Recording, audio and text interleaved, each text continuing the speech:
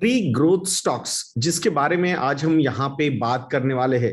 तो हमारी जो परंपरा है उसको कायम रखते हैं। पहले मैं आप लोगों को इन स्टॉक्स के नाम बता देता हूं और इनको हमें क्यों फॉलो करना है उसके बारे में मैं बात करूंगा। पहला स्टॉक है बजाज फाइनेंस, दूसरा स्टॉक है एसबीआई कार्ड्स और तीसरा स्टॉक है इन्फो एज। नॉर्मली ये तीनों स्टॉक्स जो है वो ग्रोथ स्टॉक्स माने जाते। अब ग्रोथ स्टॉक्स क्या होते हैं? जो भी ओवरऑल मार्केट की अर्निंग्स की ग्रोथ है उसको बीट करते हुए जो स्टॉक्स जो कंपनीज नजर आते तो उनको ग्रोथ कंपनीज या फिर ग्रोथ स्टॉक्स कहा जाता है। अब ये तीन कंपनीज को क्यों रडार पे रखना है उसके बारे में हम यहाँ पे बात करने वाले हैं। दोस्तों, उसके पहले आप लोगों को बता दूं कि if you people don't know तो हमने हमारे growth model portfolio, individual growth model portfolio भी लॉन्च कर दिया है।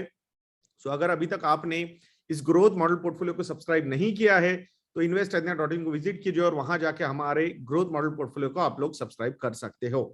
अब बात करते हैं इन स्टॉक्स के बारे में। अब ओवरऑल अगर जो फॉल मार्केट में, मतलब आज का फॉल, ये जो एक बहुत बड़ा मार्केट फॉल नंबर वाइज, दो बेस इफेक्ट काफी ऊपर चला गया है। तो जब इंडेक्स 20,000 का था सेंसेक्स, तब 1,000-1,500 पॉइंट गिरना और 50-60 हजार के इंडेक्स को 1,000 पॉइंट से गिरना, इसमें बहुत डिफरेंस है। तो ये हमने समझना चाहिए। मार्केट सिर्फ और सिर्फ 2% से डाउन है। तो ऐसा एकदम 20,000 वाले इंडेक्स 1,500 से डाउन और 60,000 वाला इंडेक्स 1,500 से डाउन, इसमें जमीन आसमान का डिफरेंस है, ऐसा मुझे लगता है। But still from the 52 week high, Sensex की बात करते हैं या फिर निफ्टी की बात हम करते हैं, so these indices are down by around 7.5%। But यहाँ पे ये जो स्टॉक्स हम डिस्कस करने वाले हैं, these stocks are down by 15 to 20%। जैसे कि बजाज फाइनेंस की अगर हम बात करते हैं, from 8,050 rupees the stock is down to 6,800 rupees. यानी ओवरऑल अगर फॉल हम देखते हैं फ्रॉम दी 52 वीक हाई या फिर अपने ऑल टाइम हाई से, ये स्टॉक इज डाउन बाय 15%। कितना? 15%। अगर एसबीआई कार्ड्स की मैं यहाँ पे बात करता हूँ, so from 1165 to currently at 960 965 तक ये स्टॉक नीचे आया है। मतलब ओवरऑल जो फॉल है इस पर्टिकुलर स्टॉक का, that is around 18%। And the third stock, Info Edge stock, so that stock is down from 7,500 to 5,900 rupees, यानी total fall of more than 20%। So these are growth stocks. जब overall scenario develop हो जाता, अच्छी तरीके से develop हो जाता है, तो इन स्टॉक्स की जो डिमांड है वो काफी बढ़ती है। So there can be a debate between over valuation and premium valuation. तो ये स्टॉक्स जो है उस डिबेट में बहुत सही तरीके से फिट होते हैं। बजाज फाइनेंस की अगर हम बात करेंगे तो जिस तरीके से डेटा एनालाइज करके, डेटा एनालिटिक्स का यूज करके ये कंपनी क्रॉस सेल में इतनी जबरदस्त तरीके से माहिर हो चुकी है। मोर देन 5.5 करोड़ कस्टमर्स है इनके पास और क्रॉस सेलिंग का जो रेशियो है दैट इज बिटवीन 60 to 70%। मतलब रिपीट कस्टमर्स जो है कितने ज्यादा है इस कंपनी के पास, ये आपको समझ में आ गया होगा। और अभी एक इनका ऐप भी आने वाला है। इन अ वे आजकल सुपर ऐप का माहौल बन चुका है। Everybody is trying to launch a super app. तो on that particular platform only even Bajaj Finance is considering, which already has so many customers with them। तो वहां पे उस ऐप का बहुत ज्यादा यूसेज हो सकता है। So let's see. टेक्नोलॉजी का जो यूसेज है, डेटा एनालिटिक्स का जो यूसेज है, बहुत ही बढ़िया तरीके से बजाज फाइनेंस करता हुआ नजर आता है।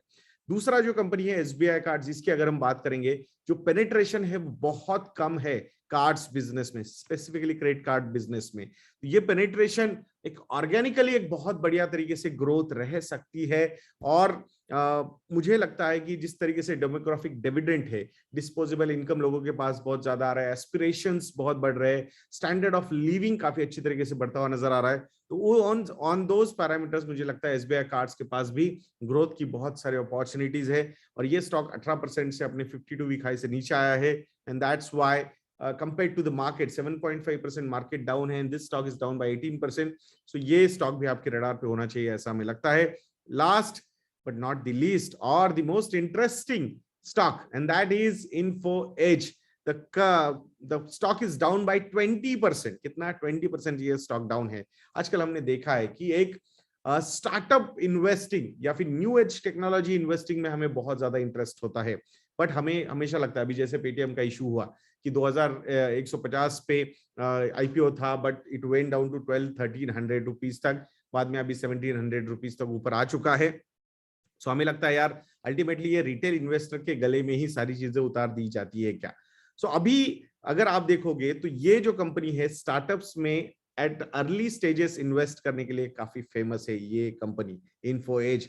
सो अगर स्टार्टअप इन्वेस्टिंग में आपको बिलीफ है, एंड ये ध्यान से सुनिएगा, if you are an aggressive investor तो ही आपने इन्फो एज जैसी कंपनीज को कंसिडर करना चाहिए। If you are not an aggressive investor तो फिर it's better to stay away from these companies. Reason behind, अभी देखिए जिस तरीके से पेटीएम पे प्रॉब्लम हुआ, उस स्टॉक में प्रॉब्लम हुआ, सारे न्यू एज टेक्नोलॉजी बिजनेसेस के स्टॉक्स नीचे आने शुरू हो गए, तो उसका इंपैक्ट सीधे सीधे डायरेक्टली इन्फो एज पे आता हुआ नजर आता है। तो ये एक रिस्क फैक्टर समझ के ही आप लोगों ने इन्वेस्टमेंट्स करनी चाहिए।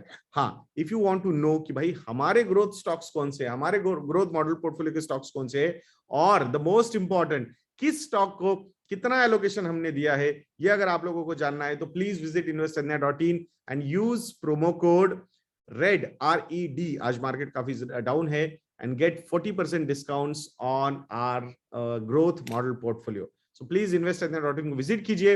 इस लाल माहौल में कहां पे इन्वेस्ट करना है ये आपको बहुत सही तरीके से पता चल सकता है if you will follow our model portfolios. तो ऐसे वीडियोस के लिए चैनल पे बने रहिए, वीडियो को लाइक करना, शेयर करना और चैनल को सब्सक्राइब करना मत भूलना दोस्तों। नेक्स्ट वीडियो में मिलते हैं। जय हिंद।